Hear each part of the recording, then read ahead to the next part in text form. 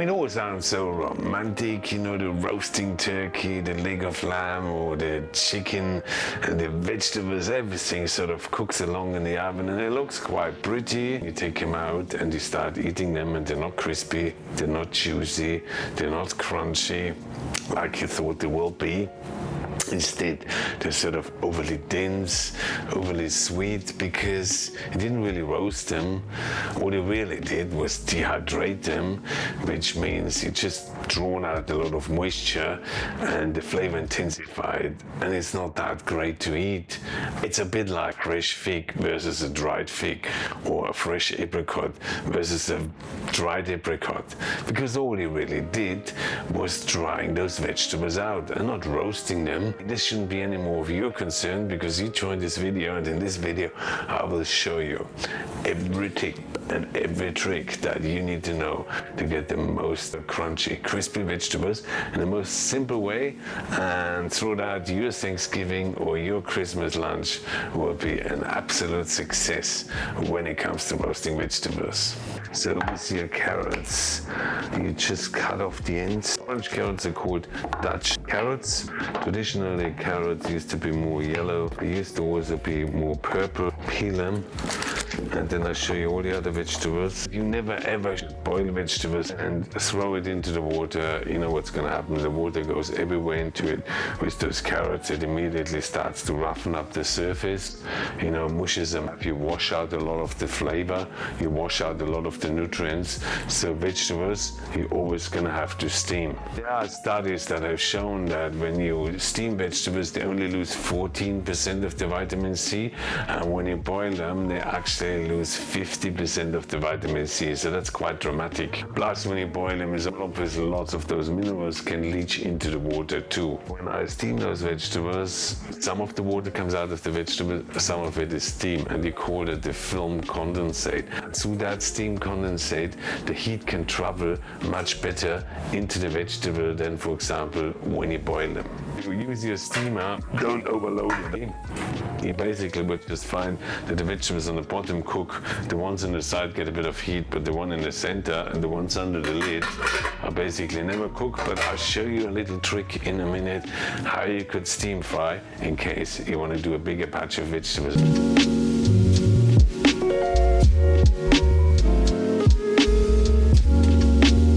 Need to steam them before you roast them, and this is really the key to turn them super crispy. You maintain all the flavor without drying the vegetables out too much. So I want you to think onion. So you chop an onion, you start to cry. You chop some garlic, the whole room smells. Okay, so that's all stuff that comes out of the vegetable. So if you're gonna go now and cut your vegetable, you basically expose the surface to fresh air and to light. So what that's gonna cause is an oxidation. It's an onion that's quite dramatic, but you have the same problem with all sorts of other vegetables. So if you go to the supermarket and buy pre-cut vegetables, or if you take those vegetables and you cut them up and you put them in the fridge for like a day or 2 or 3, you will find that those carrots have lost more or less half or all of the flavor. So oxidation in vegetables is a major problem. Just think onion, you start to cry straight away because all those enzymes that disappear from the onion. So it loses in flavor, it loses also a lot of nutrients. I mean, you all know how apples discolor if you cut them, how an avocado discolors if you cut them, and that's all oxidation, which means the vegetable, the moment it's exposed to air, it starts to break down. So the key here is that you need to cut your vegetables just before you cook them. You can cut them and steam them off like I show you today, and that maintains all those flavors. So when you do parsnips, you obviously need to check them at the end. You see like how sturdy are they.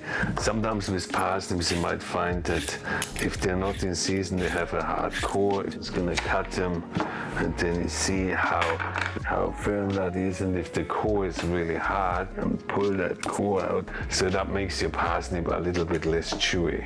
Next thing is onions. I really love them. Red ones, they have a beautiful color, they taste a bit milder. Just gonna cut the brown bit off here. I will leave the root in because that's gonna hold my onion really nicely together. I can do the same thing with shallots, of course. gonna steam them and I cut them in half. Then I can fry them on one side. Also gonna make some garlic confit today. You could confit your garlic just in oil, then you're gonna have a much stronger flavor. Or you can confit your garlic by first boiling it in a little bit of water and then turning it in confit, just like I will show you now. Through that, you're gonna get a much milder tasting garlic. So Brussels sprouts, the next thing, I just cut the end off and then I just cut them into halves. With those Brussels sprouts, I'm gonna show you today how to steam fry them. So with the broccoli, then obviously have the stem here. Yeah, they can be a bit hard and sturdy.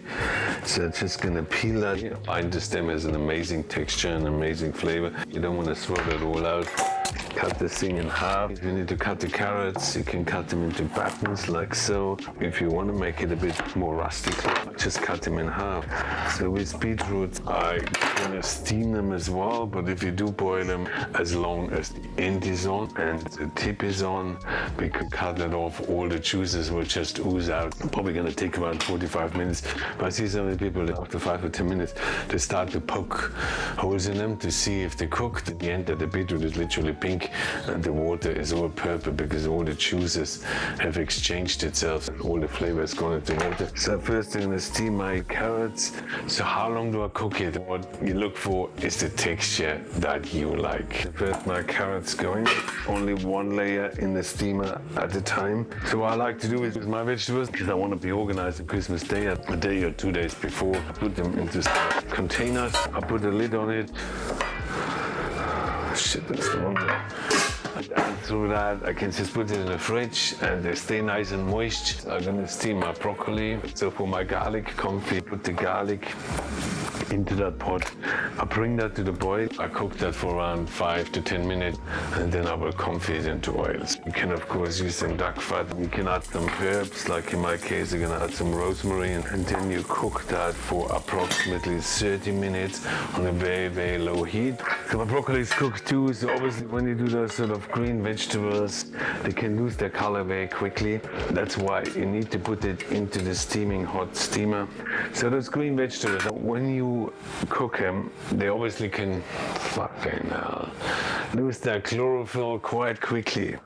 So what you need to do, it can only stay in that heat zone like for 3 to 4 minutes. If I'm gonna stay in there like for longer than 6 to 7 minutes, the chlorophyll will collapse and basically the broccoli or any sort of green vegetable will lose all its color and it turns brown.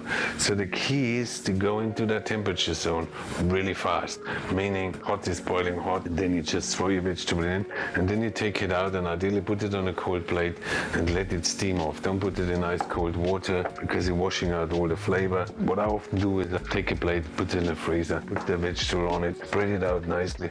It will maintain the beautiful green color. Once it's then chilled out, put it in a container and use it the next day or so. So parsnips, love it because parsnips are obviously vegetable that becomes very, very mushy. They are sort of really ideal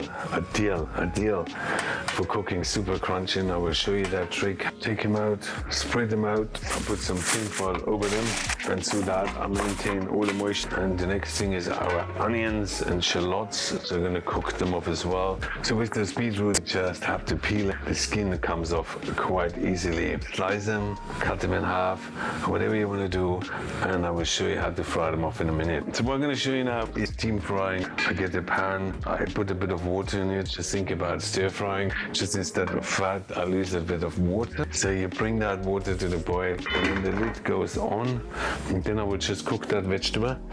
And when all the water is gone, so if the vegetable is not ready, I can always add a little bit more water, that's not a problem, okay? But that's obviously something I do when I serve the vegetables straight away.